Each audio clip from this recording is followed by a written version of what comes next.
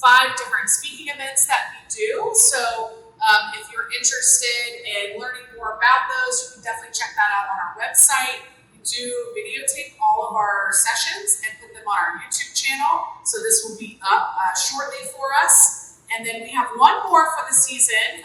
This is a reschedule from February where we had a little bit of a snowmageddon.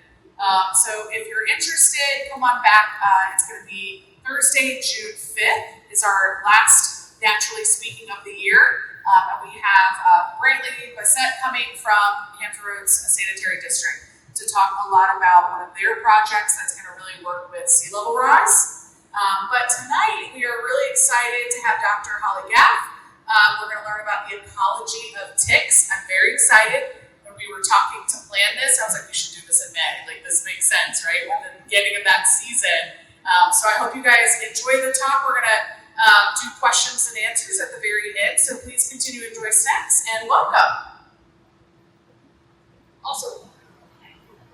So, I'm delighted that people showed up whenever I talk about ticks. I bring my own lab because otherwise I worry that it will be me talking to me. Because ticks are not the sexiest topic. They are clearly a very important topic and one that we should all learn more about. And there's nothing else you can think about as know your enemy, right? If you don't like them, you should know your enemy. So yeah, a bit about me. I'm a professor over at Old University in Norfolk, just across the water. And have worked on ticks for quite some time over there. I always joke with people my background is actually coming from a direction of mathematics. And so I was looking at risk assessment and understanding how ticks, where the threats were, how they were moving, and that kind of thing. And since that wasn't good enough for having a great social life, I added ticks to it. So now I can talk both math and ticks and clear any room, any time, and effort. Right? But I do think it's a lot of things you can pick up and learn about ticks that will make you safer in the world that we live in.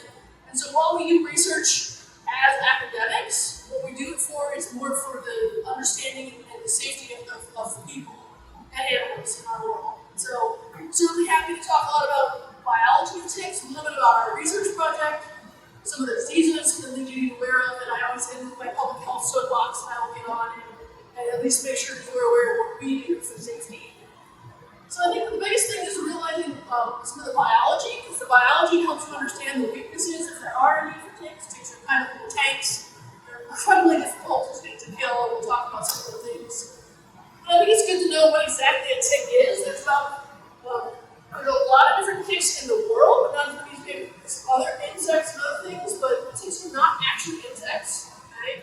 They're arthropods, but they're split off before you get to that insect category. So I will never correct anybody who calls them bugs or insects, but they are technically arachnids, closer related to spiders. And the reason I bring that up is not just being a nerd fun fact, you can now fascinate your friends at parties, but there are certain things like insecticides and things that we use that may not be effective against ticks because they may be different enough that they won't be like your standard bug. Right? And some of that is included in how they live and their life history. There are an unclear number, 875, 900 species around the world. We're always saying these guys are now the same species, these guys are now different species, they can change the name of the species. We think things are extinct. There's like 2 species of ticks that we think have gone extinct, right? My lab knows this story, right? So they're actually ticks that feed exclusively on rhinoceros, and as the rhinos have gone extinct, their parasites have gone extinct as well. And so it's something to think about from a conservation biology perspective. People care about the large megafauna, but the microfauna that live with that also are going extinct, so we are losing a lot more biodiversity. They're everywhere in the world, including Antarctica, so there's nowhere you can go that's safe, I'm sorry. Not a lot of human-biting ticks in New Zealand or Fiji, so those are some nice places to visit. But there are ticks everywhere in the world. They do obviously vector human pathogens, that's a concern. They're the most common vector-borne, vector diseases that cause disease in the U.S. and in Virginia. Of course, worldwide, mosquitoes cause a bigger problem, but in our neck of the woods, definitely ticks are what we watch out for. And they will impact veterinarians concerned as well, right? Dogs and cats, horses, cattle, all kinds of things have something to do with it. And they can be really interesting in their life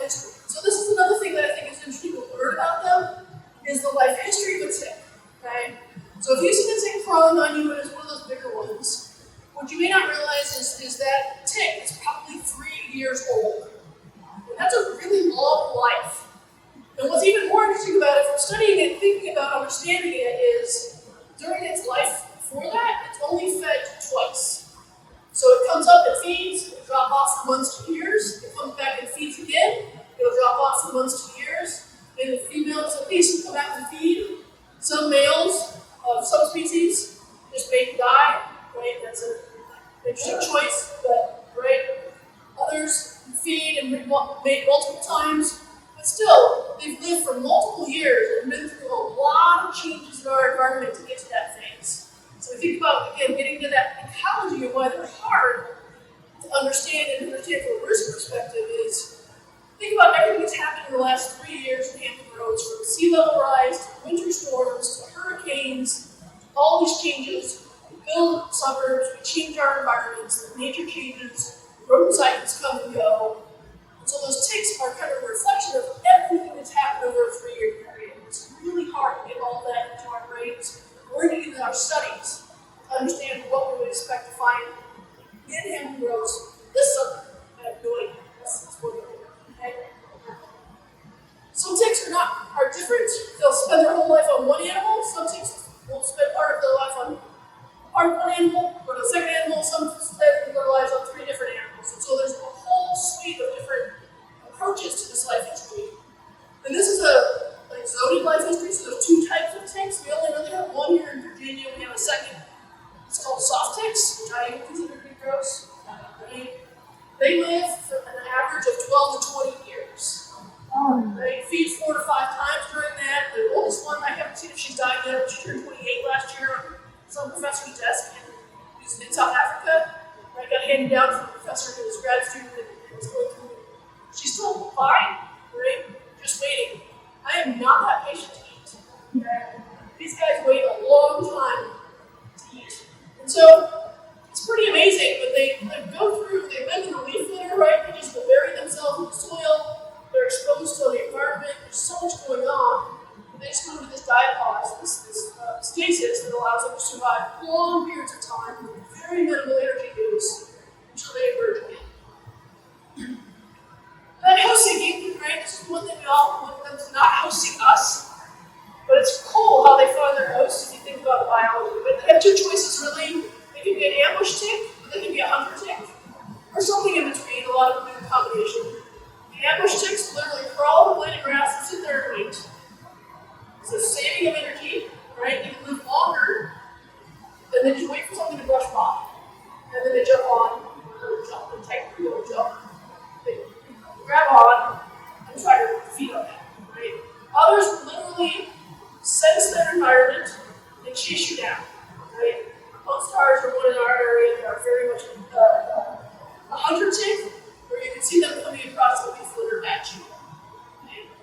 They sense that because as ticks are polite, they wave, right? They put their little forearms out. If you've ever seen them in the environment, the little forearms will wave, and they do that because that first leg has what's called a Haller's organ on it. So that's actually the combination of taste and smell, which they can sense parts per million to parts per billion of things like carbon dioxide, ammonia, other pheromones that you might give off, or the animal you might give off. They also can sense heat. So some of them actually have infrared sensors in those Haller's organs, and so they have night vision basically, so they can see you by heat. They have vibration cues. Ticks have their eyes are on their back, so but if you look at their base of the sputum, this area right here is where their eyes are. And so if you ever see a dog tick in the wild and you wait for your hand over it, you get excited because they have a light dark sensor. So they have just amazing ways of detecting their hosts throughout time. And then once they get that host, they have some choices. The term here, this is the etymological term of Catholic, not the religious term of Catholic, okay? In the sense that some are very specific, like that rhinoceros tick I mentioned that is probably extinct. And we say probably because it only feeds inside the anus, and we haven't checked all of the rhinos because they don't want us to, but with rhinos. So we're not 100% sure, right? But those are so specific that they will not feed on anything else. Then there are other ticks like the lodestar tick that we have in our area that will feed on anything bigger than a bread box. They're like rodents, but they'll not feed on anything big. Some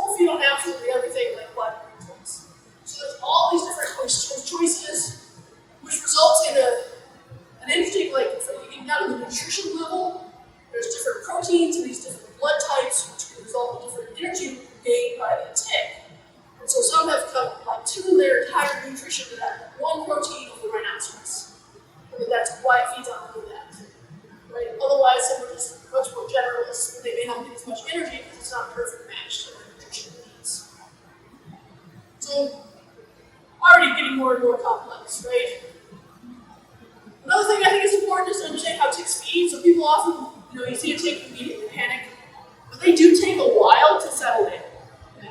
You get a tick on you, it'll be about an hour or so before they actually settle in and are ready to start feeding. So you do have a bit of time, which is why constant tick checks, tick vigilance is important, and it can really help you. And it's cool how they find again, scientifically cool, right? They find the protected site. So we now have data that show like certain ticks like the head, certain ticks like dark and cozy places, certain ticks like their ankles. They find their preferred spot, again, driven by some kind of evolution to how they found the least likely to be chewed off spot. They cut in, right? And one of the things people often say is I didn't even feel the tick bite me, right? And so what they actually have, they have this little chelicerae, these into knives, for lack of a better word. So this is the mouth part of the tick. So they have these that are sticking up, are basically as sharp as glass. If you ever cut yourself with glass, you don't feel it because it's that sharp. So they have little sharp into knives called chelicerae, and they cut in, and they cut in, and they cut in, a little molecule at a time, until they make an opening just big enough for the drinking straw, which is called hypostome, to stick in there. And that hypostome has denticles, so little teeth that flare out, and that keeps it from being pulled out. So they are designed to get themselves in there. Once they're in there, if they are a female or an immature, they will actually excrete a cement cone. That cement's a little bit stronger than super glue to cement themselves in there. So they are going to stay for 14 days, or 7 to 14 days to feed. Right? And so at the same time, they're excreting or spitting saliva, and that saliva has anticoagulants, so your blood doesn't clot. It has anti-itch, anti-inflammation. And so here again in the biology realm, we understand with wound healing that your body reacts by increasing blood flow, but also having inflammation that keeps the blood flow from being too high. So there's this interesting trade-off that is called complement cascading. This system, the tick can take advantage of that and hijacks that system. It ramps up the blood coming to your wound by spitting the saliva in, but it also dampens the inflammation factor, and so the blood continues to come in. So it creates its own little feeding pool there, and then it starts to eat. So it's really amazing. There's actually some anticoagulant drugs that have started, pharmaceuticals have started making based on the chemicals that are found in tick saliva. So they're studying its properties because the tick is so good at it that we don't have the ability to be as good as the tick. So we can learn from the tick in that way. And then they feed on there for a long time. The females and the immatures actually feed long enough that they create a new exoskeleton called the feeding. So like, caterpillar turns into a modern butterfly, right? These guys will actually dissolve and become like a pupae, basically, while they're feeding. They want to get that much blood inside themselves. Cool yet disgusting, right? So why are we setting ticks down? Right? This is, I think, goes without saying for most people these days. I started working on ticks in the 90s, and I would just small gathering like this, I would never dare to ask, do you, or have you, or do you know somebody that has had tick-borne disease? And if I ask this audience, right, raise your hand if you know somebody that's had tick-borne disease or have it yourself, right? Used to be in the 90s, you look around, there'd be one little person who would raise their hand, everybody stares at them like they have leprosy. Right? Because it's just, it was rare, it was very rare, and this has gone crazy, and so much why we're understanding the changes and where things are moving.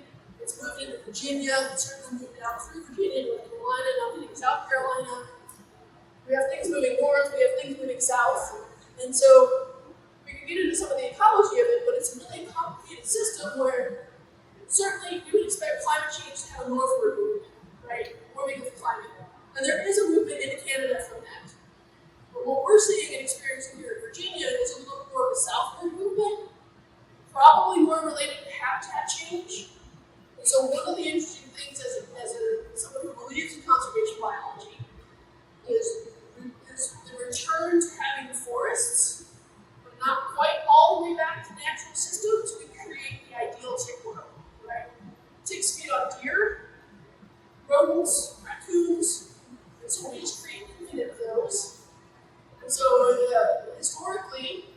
in the 1910, around World War I, right? Here's a history fact: we nearly ate white-tailed deer to extinction.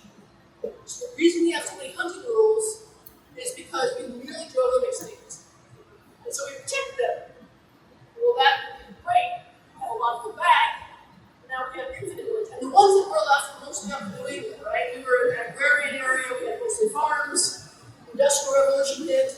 We stopped having farms. We started rebuilding forests. We like to live in the forest. We Bambi is cute. And so Bambi came back. The ticks came back. And pathogens were following after that. So we've kind of created this interesting conservation areas that end up being high tick areas. So it's something to be aware of as we're doing it. So, as I mentioned before, I started this in ticks. I got to Old Dominion University in 2007. And at Old Dominion University, there was an emeritus professor named Sonnenschein. And I went to Dan, and he had been studying ticks for 54 years at ODU, so he'd been working on this. And so he was part of William and Mary back in the day. And I went, all right, Dan, I've been trying to build better models to understand where wind risk is, but I can't find good data to support my model. And he was a very kind and wonderful mentor. And he looked at me and he said, well, it'll be easy to go outside, collect a few ticks for a few years, and come back and do your math and be happy. Well, that was again in 2007, and we went today, go collect ticks. So here we are 15 years later, still collecting ticks, still doing all these things, because we really, the more I learn, the less I know. And so we'll talk through some of the things we've learned some things. But the system being so complex, like I just described, like 3 years, 15 years, we go look at like five data points, really.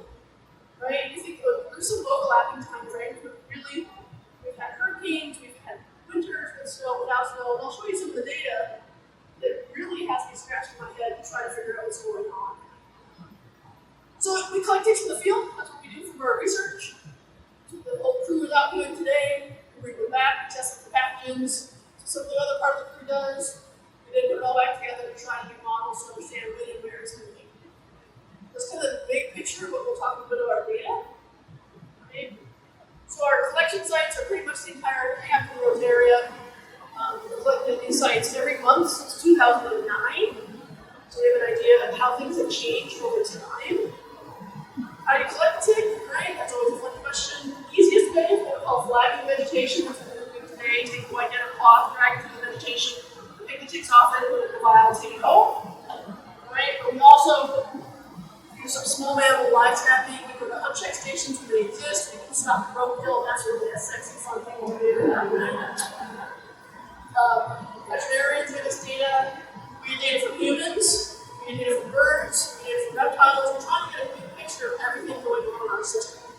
So we get as much data as we can. So tonight I'm going to talk about data from our flagging pools, because that's the majority of what we have. So if we look at the total number of ticks normalized by effort, of course there are different years, we get different amounts of effort, divided by the number of meters we have gone. From 2010, 2009 I was still learning, so I won't show that data. That's just, we didn't start till May, it was big mess. Right? 2010 to now, you can immediately see that there are some things that jump out at you, right? You don't have to be someone who enjoys graphs, but you can immediately see some things. And so most people immediately see the highs or lows, right? So if we talk about the high points first, I started this project, like I said, in 2009. 2012 comes around, it was the year of the tick. I thought I was going to bring everyone in the lab. It was horrific. We got a lot of ticks. I was like, all right, that year in February, the entire month of February, actually the whole winter, we never went below freezing. The last week of February was above 90 degrees. I said, ha! I should publish. The warm winter that kind of warm February gives us lots of ticks. It seemed like a great idea. Talked to Dan, Dan's like, oh, maybe a few more years of data. Right? You keep going along, if you look at 2018, second highest year. Another year where no one really enjoyed being in the lab outside much. But if we look at that year, we go back and look at the weather. Other than this past winter, that was the highest snowfall, coldest winter, very, very cold, all winter long.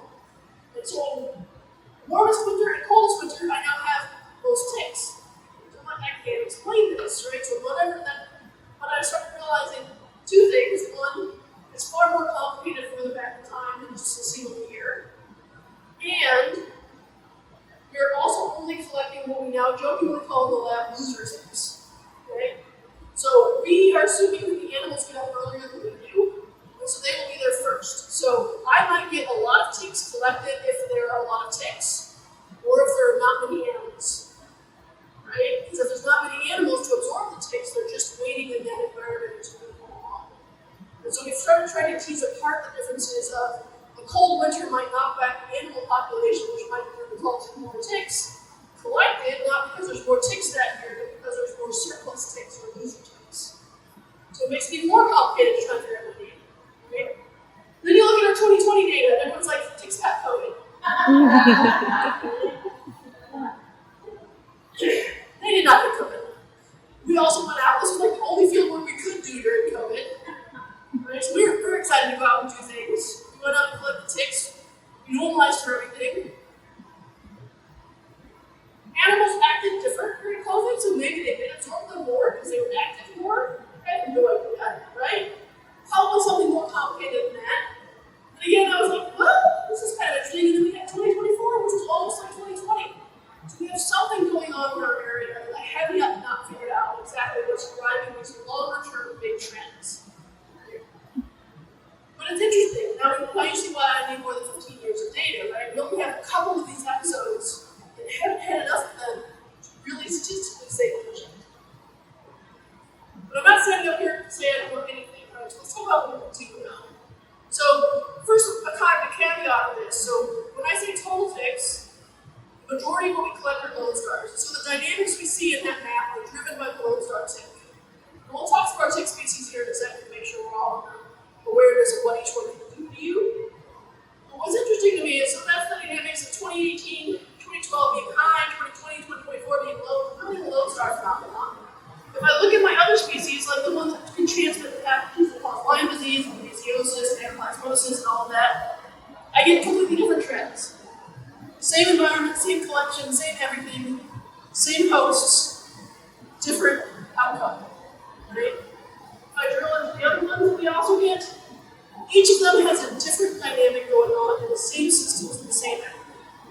And so just because we learned one thing about one tick does not necessarily apply it to another tick.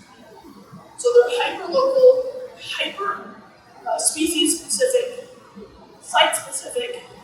We went collect them today at one of the Navy stations nearby. We got nothing in one place, we went 100 meters away, we got ticks. Right? They're extremely localized.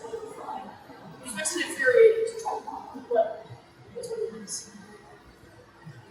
So that's kind of the big picture of what we're doing. Right? I do want to walk you through the cast of characters and a little bit of what we found for pathogen information. We do have a little bit of that again for awareness, and we'll have some questions and see what we actually want to know about ticks. So I keep talking about this lone star. This is the most common tick in our area. The female that's shown here, named for the dot on her back, not St. Texas. Right? So she is, they are very aggressive. This is the only tick in our area where all life stages will actively feed on humans. If you ever see tick-borne, it's 500 new best friends at the same time, all trying to bite you. Very weird. But they do prefer large hosts. Right? They are moving northward. This is the tick that got me interested in sitting in the 90s. When I was in the 90s, I went to grad school in Tennessee. Tennessee was the northern border of this tick. So this tick has had an extremely great expansion up through the United States in just the last 30 years. Great. A couple other pictures. Great. So this is what they look like.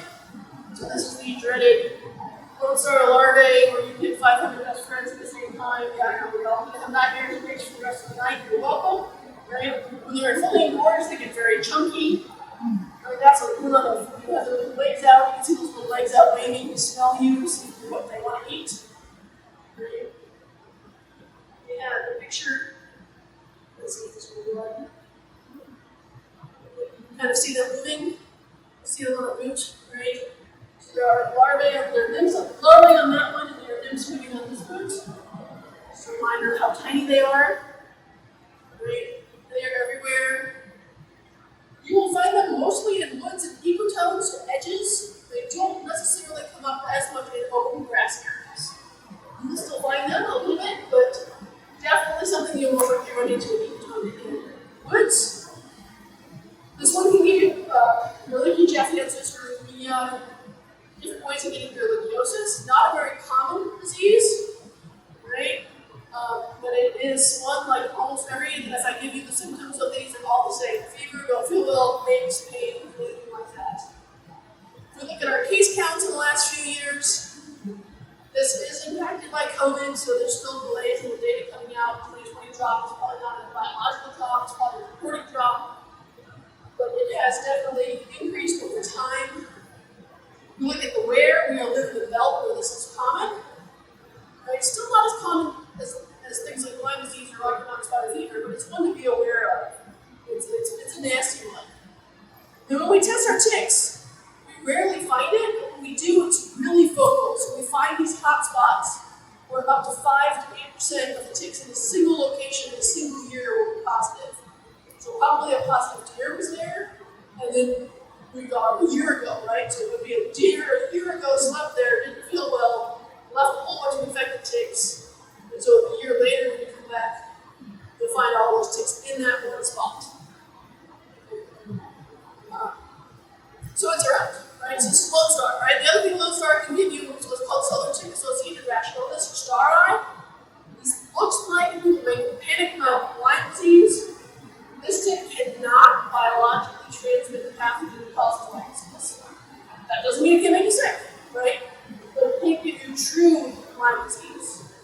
So this is one of the ones that make people really worry. The rash resembles the Lyme rash, but it's not exactly the Lyme rash. We don't know the cause of aging for sure yet. There's a lot of different hypotheses. But the good news is it's not Lyme disease.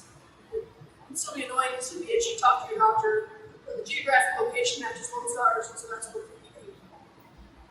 The bigger one that's gotten a lot more attention lately and gets more people's attention than anything I've ever stood up here and talked about is the red meat allergy. So I've stood up for years and like, you can die, you can feel awful, and now I say you can't eat hamburgers. Have your attention, right? So this is a great concern. Allergy is a delayed anaphylaxis. It's difficult to diagnose for a lot of folks. There's a good allergy test for it now, liver allergists. And they have to go there and are literate about this. It's like any allergy, there's not a whole lot you can do other than to be aware to avoid the foods. Usually starts with a rash. For exposure, again, it's delayed after the effect. But it's something to be aware of, and it was amazing how many things had low-lyme products. So this is definitely one that is now moving up in the New England as the world starts with things. The second most common tick in our area is the American dog tick. It only feeds on us as adults. It only feeds on small mammals as immature stages. And so the only time you get it is as an adult. This also lies in the back of your head. This is what you most often find behind your ears, your scalp.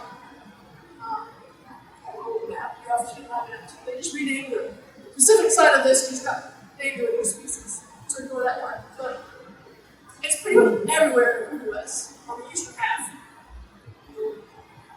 It is a variety of shapes and sizes, right?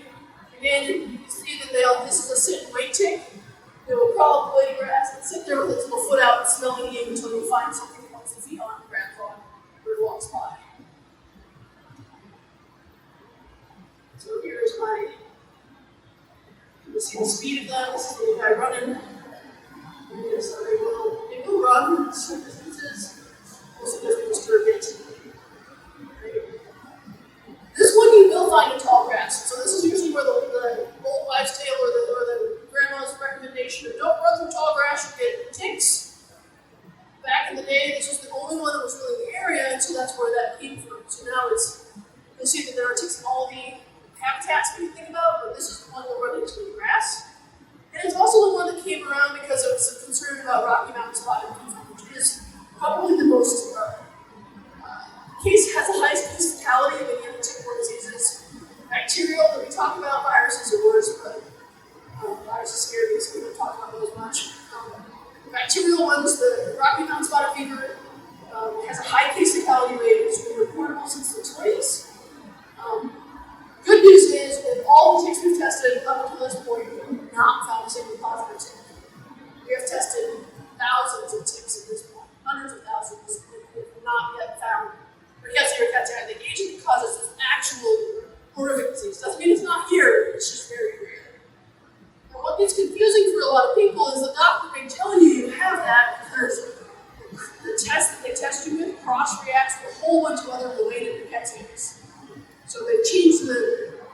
being thrown the name to a full mouthful of spotted fever group rickettsiosis, which is not easy to say, right? But and what we see is, back in the day, the blue line is how many people died, right? So a lot of people died. But as cases have gone up, no one really dies anymore. Not because of the antibiotics. This is not a result of antibiotics, it's a result of the additional related bugs that are going to test positive with a blood test.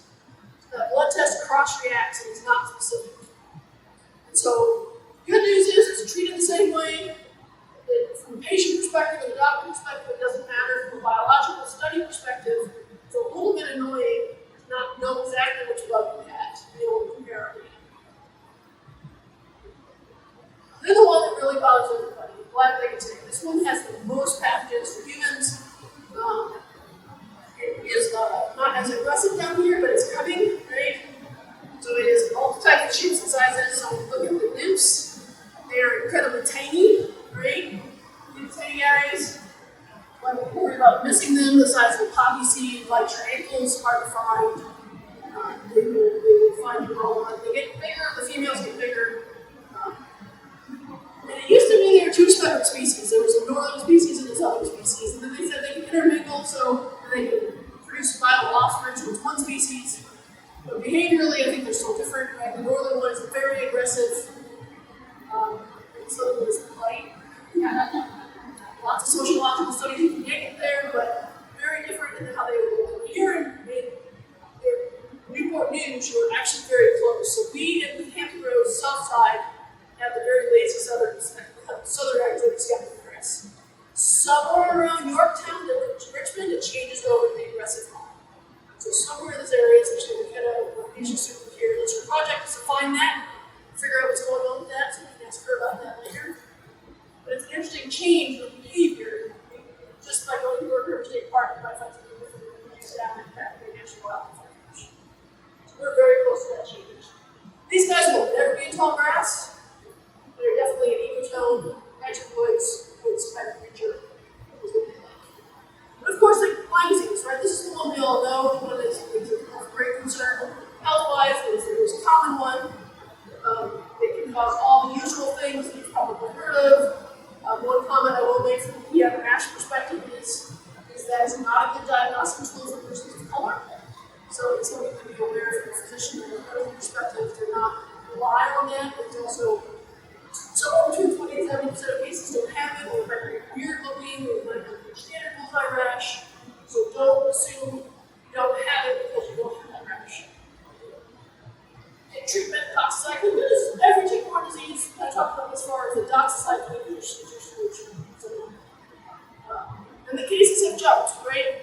So you'll notice there's colors because the CDC keeps redefining how we want to classify them. And there's also a pretty much implicit assumption that it's about 10 to 100-fold underreported. So there are tons of cases that are not reported, either because it was just treated, they didn't feel like filling in the paperwork, probably, or it was misdiagnosed as something else. You can also transmit a pathogen that causes anaplasmosis, again, very rare. It's a New England thing, we haven't seen it a ton down here. It seems to be much more in the colder areas, for a lot of biological reasons, when it's around. Babesiosis, we just started working on this, we did a paper come out last week. That was looking at the prevalence of Babesia microbe in our ticks. The Eastern Shore has quite a bit of this, and some of the South Side that are testing positive as well. And more and more cases keep being reported in our area of babesiosis, which is it's protozoan rather than bacterial, so it's a lower malaria. It's upcoming in our area, which is scary. We also have early BMI that can transmit, which is a relapse from fever or tuberculosis. Well, Lyme, but it's cyclical. We have the Watson virus, so at this point, Lyme should terrify you because that's public enemy number one. The viruses, like I said, I don't want to talk about them because they terrify me. They do about 25% case fatality, survive, and miserable, cast the products of all life for life. So I jokingly say that they don't exist because I would be too scared to do my job. They do exist and they are concerned. So just to give you some perspective on what percentages we're looking at, we'll be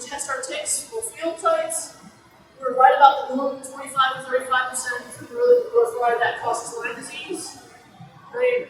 Early may provide that relapsing version of Lyme, is down around the 1-3%. Anaplasmosis agent, you don't find that one. And BZ myocardium is very small, very full.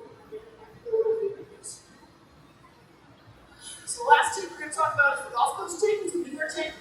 A lot of my research has been funded by this particular tick that's recently moved into our area. It's a very large and very aggressive tick. Kind of like the dog tick. It looks a lot like the dog tick. Found in the same habitat as the dog tick. But this one can transmit something that's similar to Rocky Mountain spotted fever. It was originally called tidewater spotted fever. Now they've renamed it to be rickettsia rickettsiosis, which mouthful. But it's much similar to like the rash, like you get some Rocky Mountain spotted fever, but you get these additional lash guards at the bite site, which is like a scab where you get bitten. Right? And what we learned is if you have Gulf Coast tick, we're getting up to 70% of them are positive for this pathogen. Now, the good news about Gulf Coast ticks is you can actually feel them bite you. They're not that subtle bite that most things are that actually feel it. But the bad news is they share this with bites on animals, but ticks we can they're much more stealthy, like lone-stars and dog ticks, which can transmit this. So there's this ecological spillover that we're worried about studying to understand that the dog tick and the Gulf Coast tick feed on the same rat as larvae. They can transmit this one to the other. That dog tick grows up and bites you, and still get that pathogen. It's not directly from the introducers. Lower rates, but it's still there. And so we have found this to definitely be true in areas where we have these Gulf Coast ticks, like the dog ticks can feed on entire things. And I keep running into people who will probably have this border. Good news is you don't die from tidewater spotted fever. You're just miserable for the days. So let's finish up a little bit of tick safety. We're going to answer my public health box, and we'll take questions, and if we have time, but you're still. Alright? The biggest thing you have to take away from this is you don't want to be bitten. That is your best bet. Safety from a prevention perspective is the best thing. So when a tick's active, you need to worry about them. The answer in rows is always. Right? If it's above 5 degrees Celsius, which is 42 degrees Fahrenheit, it takes you up and active. Even if it's colder than that and you sit on the ground, you're going to warm that ground up to 42 degrees, those ticks will become active. Okay. Certainly a lot more of them are active in the summer than they are in the winter, but likely it ticks are up in the winter time. So it's definitely not ever safe to let your guard down unless it gets there's snow on the ground and then you shovel and sit down and you can still work. So to prevent tick bites, make sure that you know that ticks do not fall from trees. Okay? Ticks here live on the ground. They're going to crawl upwards. So always creep people out and find one over your head. Think about the fact they crawl all the way up your body and you can get out of the So if you want to prevent them, that's why you tuck your pants in your socks, or take gaiters, or something to keep them from crawling up. During larval season, we actually don't tape our pants to our boots. It's a very sexy look, but it also is very effective. Someone asked me the other day about taping your pants, duct tape the sticky side out. And that can work. So what about it? It's nice tucked together and fell down. Totally not as graceful.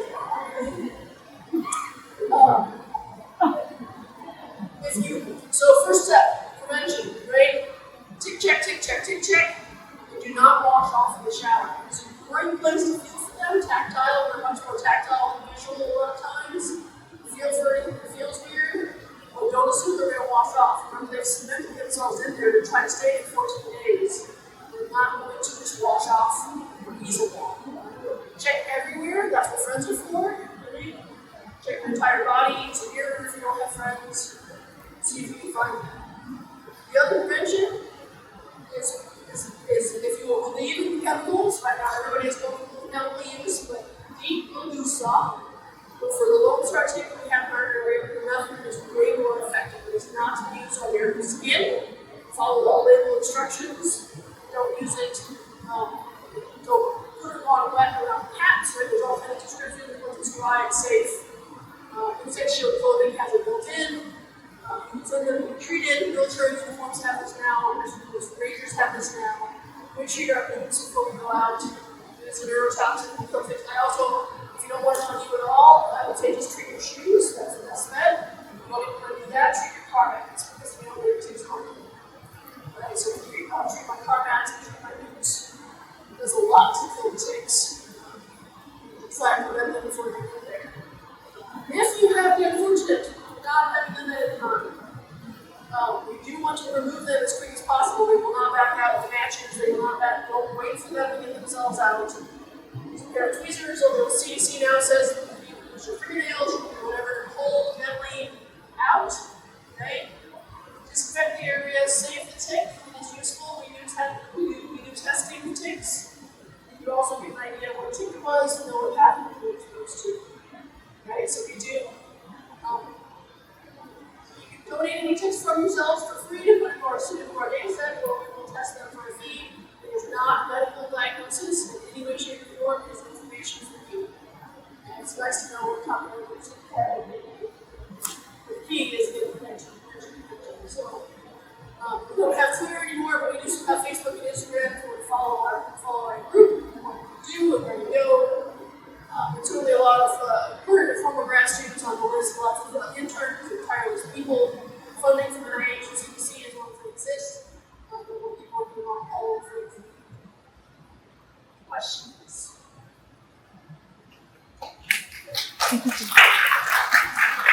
My property in the woods now. I'm afraid to go outside.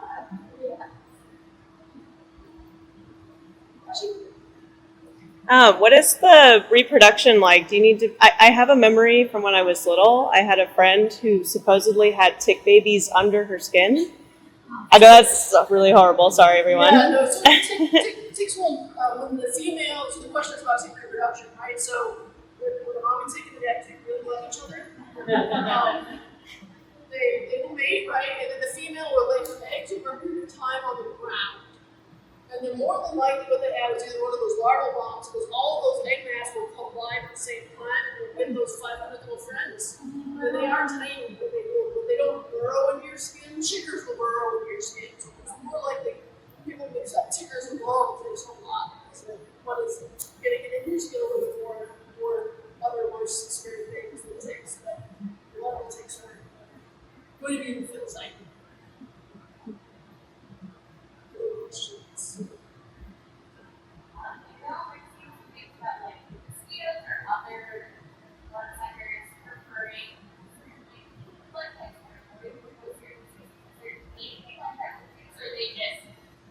So I just repeated the question for the camera, right? So the question is about whether they prefer people with blood types or certain characteristics. They're certainly tick magnets, right? I don't know that we understand why some people are tick magnets. In the same way that some people are mosquito magnets, and with mosquitoes, I identified about 45 different things. With ticks, I think it's got to be the same kind of thing, or maybe they rush up and it's just dumb luck. I know I had an intern many years ago who I swear never collected a tick on his flag and always collected them on himself. Come on, dude. But he was trying, he was doing the same thing with all the rest of us, right? So there hasn't been as much work in that because they're much less fun than this right? So we haven't had a lot of understanding it, and they're so much slower that the time frame for them to dig in, I don't think there is from a human perspective. But they smell something, so we like something like that. Larval ticks will attach to Lone Star larvae will. Absolutely. I've had that folks who try to bite me on my arm. And so Lone Star ticks, if they have bitten in, to remove them, you want to use pointy tweezers. And to get them before they've bitten in, we use tape. And the lint roller is a great thing to keep in your car because you can roll them off. But they will, Exodes ticks, black-legged ticks, will bite as larvae, rarely, but they can. They just don't usually come up that high. So again, it's going to be tough and they're tiny. Persistence, that's all you can have.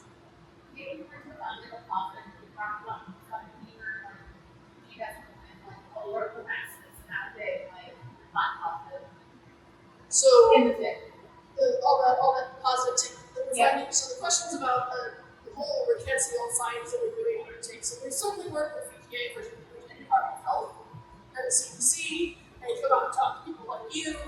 We certainly are trying to make people aware of this new tick in our region and the spillover from the rickettsia agent, but a number of other related rickettsias as well. So that whole stopping rickettsiosis is maps. And that's what the skill down here is really trying to tease all of that apart.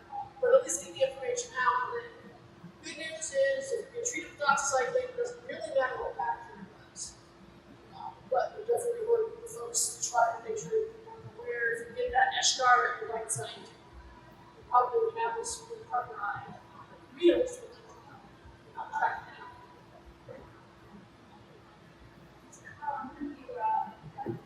How often do we go out and collect ticks? So we have our 15 or so field sites that we hit every month.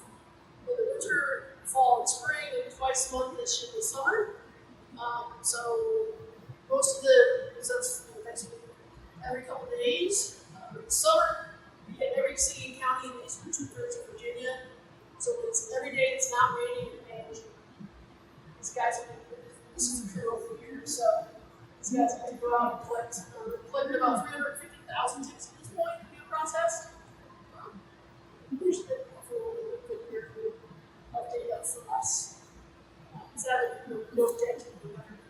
What's been like your highest number of ticks that you've collected in one spot? So highest number of ticks in one spot is definitely, well, there's two answers to that. One is, if you count larval ticks, which come in those hundreds at a time, that would definitely be Kips Peak State Park. Kips Peak State Park has a place where students call, like, how many do we collect? All of them. And that was about, I think we got about 8,000 per day. It's one of the ticks at that time. From an adult perspective, or from the larger ticks, the barrier islands, which thankfully are non-inhabited, so we go off the barrier islands on the eastern shore. Fisherman's Island, that was an intense experience. I don't know how many hundreds of ticks we got. Those are adults by stopping at Fisherman's Island with application from the National Wildlife Refuge. So again, a lot of the places where we end up with hundreds of ticks, it used to be Hoffman Creek Park in Portsmouth used to be horrible, and now it's not. It's great. They've come back out with a little bit better ecological balance. So the tick rivers have come down as well as the general. Yeah, those are the big ones that like stick in my brain as near-death experiences.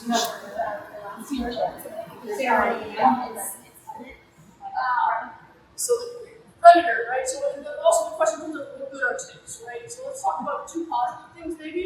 So there are things that eat them, right? They are a prey species for salamanders and for a lot of birds, right? So think about the oxpecker in Africa sitting on the back of an animal, right? It couldn't eat an elephant, but it can eat, or a buffalo, but it can eat it one bite at a time as presented by each tick.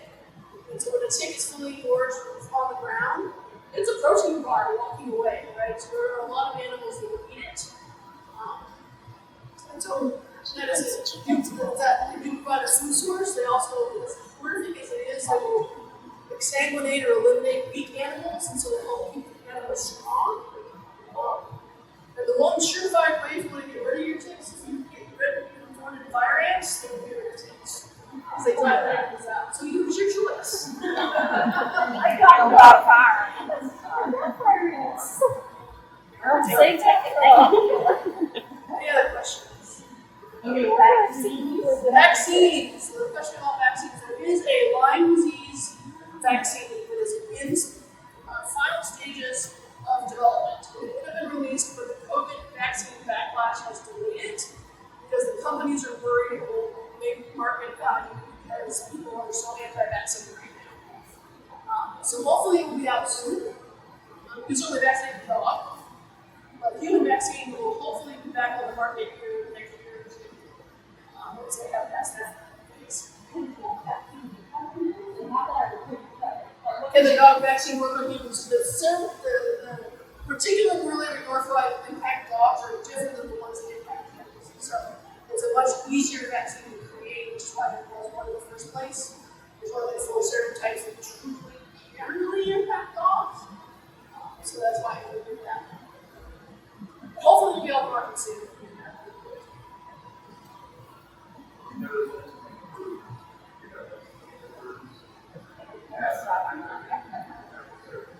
She said 7.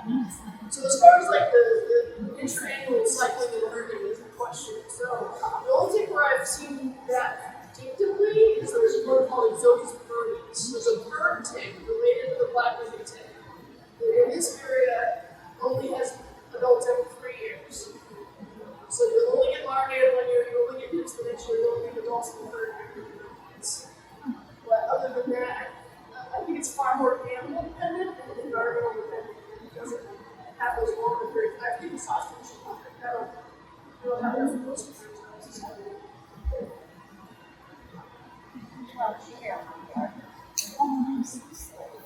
All right, any other questions? All right, let's give another big round of applause. That was awesome.